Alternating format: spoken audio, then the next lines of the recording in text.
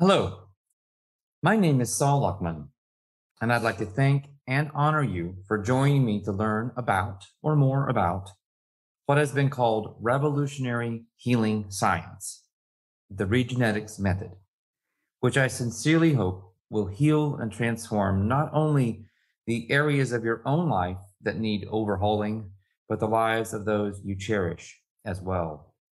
Through Regenetics, I reversed my illness. It stands to reason that Regenetics must have healed my DNA. But even if this wasn't the scenario, Regenetics enabled me to detoxify and fortify my system to an amazing degree. Many others have reported similar detoxification, followed by lessening and even disappearance of a wide range of symptoms and conditions. So, how does Regenetics work? Specifically, how does one get started with potentiation electromagnetic repatterning, the first DNA activation in the Regenetics method? Caveat: I sometimes use the adjective electromagnetic to characterize the levels of the human bioenergy structure, even though electromagnetic is more descriptive than scientific. These levels are technically torsion fields of conscious energy that give rise to such effects as electromagnetism. The electromagnetic fields can be thought of as an interlocking set of high-frequency force fields, each responsible for the correct functioning of a particular gland, meridian, organ system, set of emotions, etc. My focus is on the fields. However, since the chakras align with the fields in order and number, many of the same observations can also be applied to the chakras. The electromagnetic fields, combined with the chakra system, form the human bioenergy blueprint that can be envisioned as an energetic grid of intersecting horizontal and vertical lines of force. Many researchers have confirmed the existence of these fields in human beings. Kirlian photography has captured them for decades. In the 1980s, Dr. Hiroshi Motoyama, a Japanese scientist, developed instrumentation capable of measuring bioluminescent electromagnetism, such as light emitted from the chakras of yoga masters.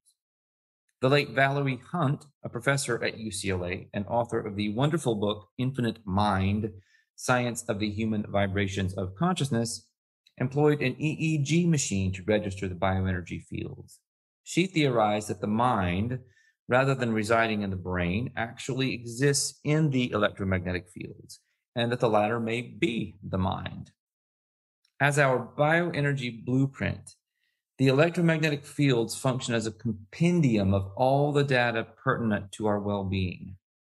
In the holographic universe, Michael Talbot explains, because an illness can appear in the energy field weeks and even months before it appears in the body, many believe that disease actually originates in the energy field. This suggests that the field is in some way more primary than the physical body. Naturopath Stephen Lindstedt, author of The Heart of Health, The Principles of Physical Health and Vitality, explains that an interruption or distortion in the range, strength, and coherency of the body's electromagnetic system leads to breakdown in the body's self-healing mechanisms.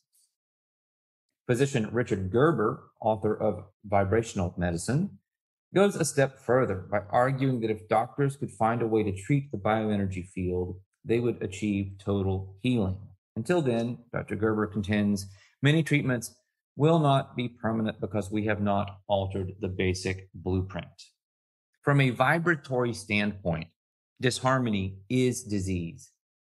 The critical concept to wrap our minds around here is that all manifestations of disease, whether diagnosed as physiological or psychological, result from disruption in the form of toxicity or trauma or both of the primary intergenetic harmonies and rhythms contained in the electromagnetic fields and corresponding chakras.